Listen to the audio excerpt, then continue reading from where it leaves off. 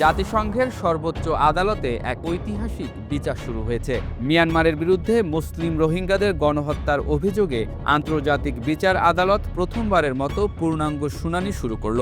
এই মামলাকে ঘিরে বাংলাদেশে আশ্রয় নেয়া রোহিঙ্গাদের মধ্যে নতুন করে জেগেছে ন্যায় বিচারের আশা।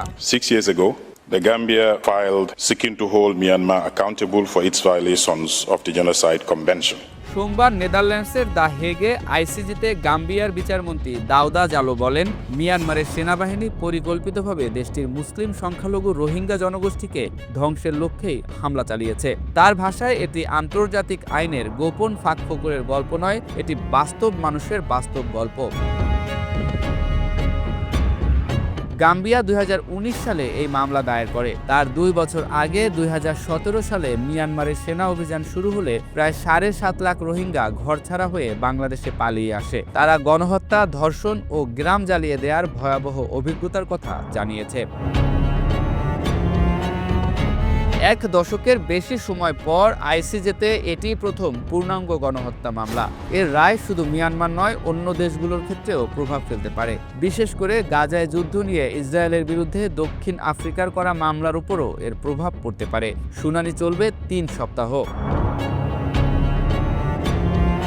তৎকালীন জাতিসংঘ তদন্ত মিশন জানিয়েছিল 2017 সালের অভিযানে গণহত্যামূলক কর্মকাণ্ড ঘটেছে। তবে মিয়ানমার সরকার তা অস্বীকার করে বলে, সন্ত্রাস দমনের বৈধ অভিযানের অংশ ছিল এসব হামলা। তারা রোহিঙ্গা সশস্ত্র গোষ্ঠীর হামলার জবাব দেওয়ার দাবি করে।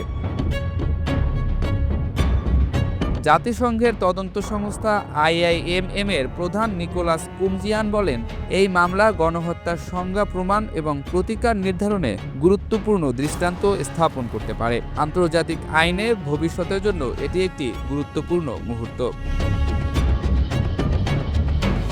বাংলাদেশের কক্সবাজারে থাকা রোহিঙ্গা শরণার্থীরা বলছেন, এই মামলায় তাদের দীর্ঘদিনের কষ্টের অবসান ঘটাতে পারে। তাদের মতে এই শুনানি ন্যায় বিচার, জবাবদিহি ও নিরাপত্তার পথে নতুন আশার আলো।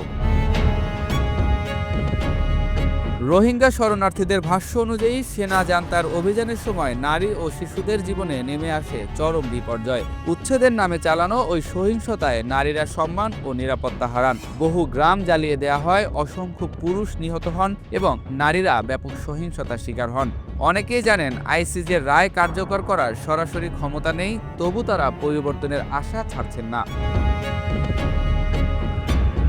মিয়ানমারের সামরিক সরকার এখনও এসব অভিযোগ অস্বীকার করে আসছে। তবে 2021 সালের অভ্যুত্থানের পর নির্বাচিত প্রতিনিধিদের নিয়ে গঠিত বিরোধী ন্যাশনাল ইউনিটি গভর্নমেন্ট আন্তর্জাতিক বিচার আদালতের এখতিয়ার স্বীকার করেছে।